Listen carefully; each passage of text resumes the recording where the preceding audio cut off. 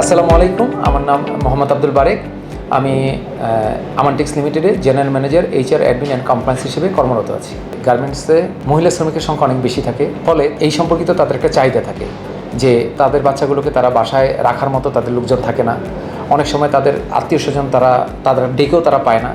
সেই ক্ষেত্রে তারা চিন্তা করে যে আমি যেখানে কাজ করি সেখানে যদি আমার বাচ্চাটাকে আমি রাখতে পারি তাহলে আমি আমার কর্মক্ষেত্রে গভীরভাবে মনোযোগ দিতে পারবো। এটা তাদের জন্য একটা বিষয় এবং এটা আমাদের জন্য একটা চ্যালেঞ্জ যে আমরা আমাদের মহিলা শ্রমিকদেরকে ধরে রাখতে চাই। যেহেতু আমরা ওদেরকে ধরে রাখতে চাই এবং ওরাও আমাদের কাছে দিন দিন ডিমান্ডটা বেড়ে যাচ্ছে যে স্যার আমরা আমাদের বাচ্চাগুলো রাখতে চাই, রেখে কাজ করাতে চাই, আমাদের বাসায় দেখার লোক নাই। তখন আমরা এই জিনিসটাকে বিবেচনা করে আমরা এটাকে চ্যালেঞ্জ হিসেবে নিয়েছি এবং এইটা মনে করে আমরা আমাদের আসলে এই চাইল্ড কেয়ারটাকে বড় করেছি। কীভাবে বাচ্চার সংখ্যা বাড়ানো যায় সেটা আমরা চিন্তা করেছি। আমরা যখন চাইল্ড কেয়ার সেন্টারটাকে বর্ধিত করতে চেয়েছিলাম আমরা সব দিক থেকে সমর্থন পেয়েছি। বিশেষ করে আমাদের বায়াররা আমাদেরকে সমর্থন করেছে। আর স্পেশালি এসওলিভারের কথা বলতে হয়, যার মাধ্যমে আমাদের এই প্রজেক্ট। এসওলিভার আমাদেরকে ভীষণভাবে সহযোগিতা করেছে। দি সেন্টার তারা আমাদের যারা চাইল্ড কেয়ার অ্যাটেন্ডেন্ট ছিলেন তারা প্রশিক্ষণ দান করেছেন। সর্বোপরি আমাদের মালিক পক্ষ আমাদেরকে আর্থিক এবং মানসিক সমর্থন করেছেন, যার কারণে আমরা এটাকে বর্ধিত করতে পেরেছি। আমাদের এখানে দুজন চাইল্ড কেয়ার গিভার আছেন যারা ফুলকি থেকে প্রশিক্ষণপ্রাপ্ত। তারা কি জানেন কীভাবে তাদের বাচ্চা কাচ্চা লালন করতে হবে, কীভাবে তাদেরকে খাওয়াতে হবে, কখন কীভাবে দেখতে হবে। সর্বোপরি তাদেরকে দেখার জন্য আমাদের একজন মেডিকেলের ডাক্তার আছেন, মহিলা ডাক্তার, এবং তার সাথে আমাদের ওয়েলফেয়ার ম্যাডামরা তাদেরকে নিয়মিত পর্যবেক্ষণ করে থাকেন। আমাদের চাইল্ড কেয়ার সেন্টারে যে সকল বাচ্চারা আছে তারা তুলনামূলক ভালো স্বাস্থ্যের অধিকারী। তারা বাইরে থেকে তাদের রোগ ব্যাধি অন্যদের তুলনায় কম। এছাড়া আমাদের মায়েরা যারা এখানে কাজ করে তারা এই ব্যাপারটায় নিশ্চিন্ত থাকে যে আমার বাচ্চাটা এখানে আছে, খুব ভালোভাবে আছে। তারা মানসিক প্রশান্তি নিয়ে তারা ফ্লোরে কাজ করতে পারে, যেহেতু তাদের বাচ্চাকে দেখার জন্য এবং ভালোভাবে মেনটেন করার জন্য এখানে পর্যাপ্ত পরিমাণ লোক আছে।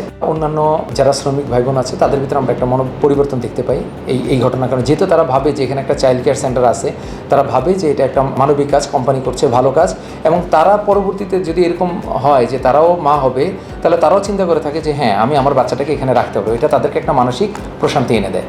যেহেতু চাইল্ড কেয়ার সেন্টারে আমরা পূর্বের তুলনায় এখন বেশি বাচ্চা রাখতে পারছি, এটা দেখে সকল ভাইয়ের এটাকে ইতিবাচকভাবে নিয়েছে এবং তারা খুবই খুশি হয়েছে।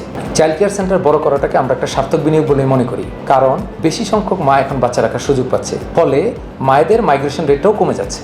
তারা তাদের কাজে মনোনিবেশ করতে পারছে। কাজে মনোনিবেশ করার কারণে কাজের প্রোডাক্টিভিটি এবং গুণগত মানও বৃদ্ধি পেয়েছে।